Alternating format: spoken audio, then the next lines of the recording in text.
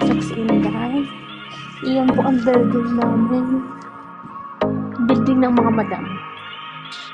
Madam din naman ako ah. Sa labas nga lang.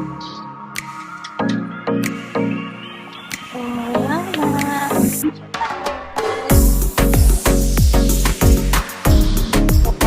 Papasok na po. Late na po yan. Kapagpapadali lang po.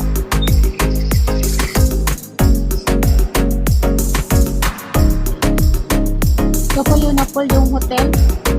5-star hotel po yan. Mag-check-in.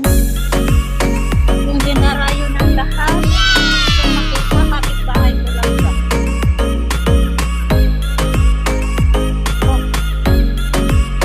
Wow! Nakay ko pa kapit kapit-bahay.